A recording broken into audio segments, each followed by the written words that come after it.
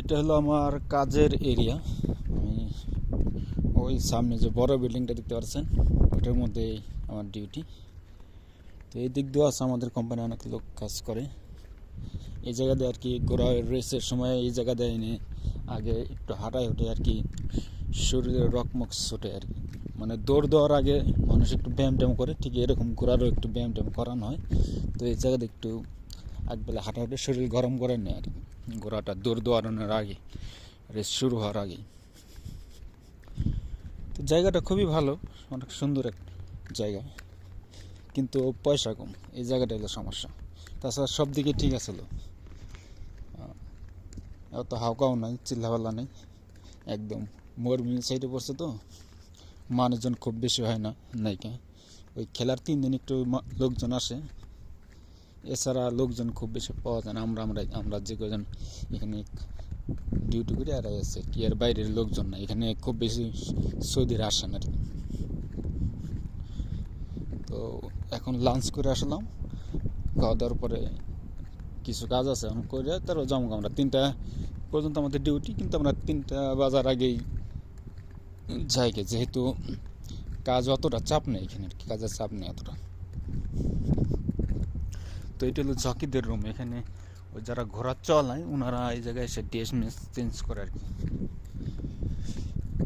তো জায়গাটা খুবই সুন্দর, দেখেন খুব চমৎকার একটা জায়গা।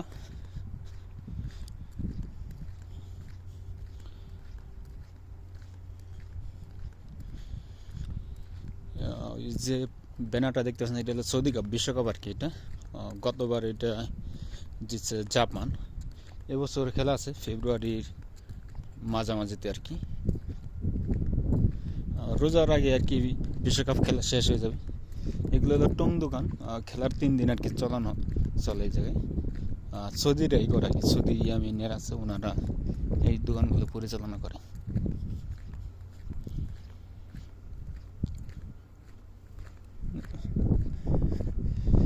চেয়ার মেয়ার আছে, মানুষ আসে দিনকে বসে আর কি ডিউটির দিন।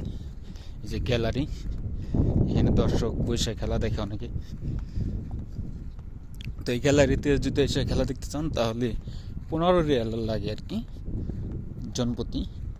আর এই যে এইগুলোর উপরে যদি যায় এগুলোতেও প্রাইস আরও বেশি, 260 টাকা আছে, আপনি আনলিমিটেড খাইতে পারবেন আর কি। 260 রিয়ালটা যদি কাটেন 8 ঘন্টার ভিতরে আপনি যত পারেন তত খাবেন, এরকম খাবার আছে বুফে, আর খেলা দেখতে পারবেন। তো ভালো, এটা হলো প্রাইজ এরিয়া, যে এখানে থেকে প্রাইজ দেওয়া হয়।